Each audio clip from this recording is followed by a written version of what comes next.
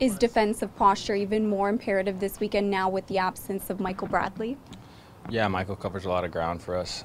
He's an important part of our team, and we're going away to the best team in the East. So we need to be organized defensively behind the ball and make sure that guys step up and cover the spots that maybe Michael covers more than any other player.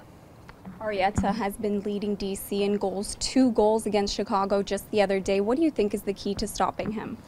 He's active. He's definitely active. They're good off the counterattack, so we got to, again, be aware defensively when we have the ball, especially so that he doesn't get himself into good spots and get open. And then in and around the goal, you got to be aware of good guys that know how to score goals. And it's something that we've been able to do over the course of the past few games. It's something that we hope to keep up against DC. You began establishing yourself as a key contributor on the team. You made the bench on the MLS Team of the Week for this week as well. Did you expect to be, given this opportunity this early in the season? And now that you've gotten it, what do you think you have to do in order to keep it? Sure. Yeah. I mean, I felt good in preseason. I was unfortunate to take a knock early in the season, and I worked hard to get back to where I was, and I started to feel confident and get games in the Canadian Cup and start to get better. And I thought I've had a good run of few games here, and now it's, can you get better, not be satisfied with where I'm at. And I've always been that way. I've never been one that's going to be happy with being in the 11 or making the bench of the Team of the Week or whatever it may be. I want to strive to get better and be more and become an all-star and really help this team win games. And so I think the key is just to not be satisfied. How important has the communication between a consistent back four been for you guys in the defensive side of the game? I think if you look at the history of the league, a back four that's together for a majority of games is successful. It's easy when you understand the people that you're playing next to. It's easy when you understand the players that you're with as an 11. And I think developing some consistency, developing some comfort with each other to understand each other and understand each other's tendencies is very important.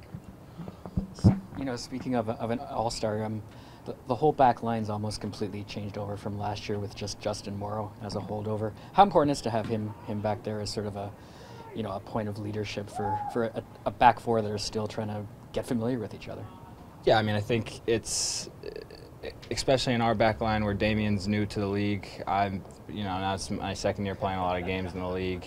Ashton, who's been on the team and played some games in the league, I think it's good to have a JMO that's been an all-star in this league, that's been around this league and understands the league and can help our team. And at the end of the day, he's a left back that's converted himself to a right back and has done very well for himself and for our team. And it's easy to look at a guy like that and help you pick your team up.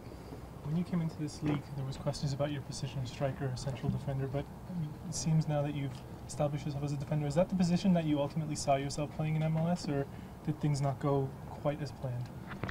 Truthfully, yeah. I mean, that's where I saw myself. That's where I felt like I was going to have the best chance to succeed. And I came into the league my first year as a forward at Seattle, and I thought I actually progressed very well and saw myself having a decent career there. But then I got the opportunity to go on loan to Chivas and was told that I would get some playing time there. And I think I got a lot of experience out of that last year, playing 17 or so games. And now this year it's not being new to the league. Now it's taking my game to the next level and actually helping this team win games.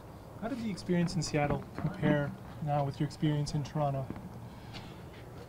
Yeah, I mean, at the end of the day, I'm being given a chance here. I think that's the biggest thing, and it's on my shoulders, and I feel responsible to reward the coach for giving me a chance, and I think that's what I'm trying to do here, and that's what I'm going to continue to try and do as the year progresses. I was a young player, a naive player, and frankly wasn't good enough my first year, and I think now that that's changed, I feel very confident with where I am, and I feel like I'm definitely someone that can contribute to the team. How has that changed? What have you seen improve in your own game?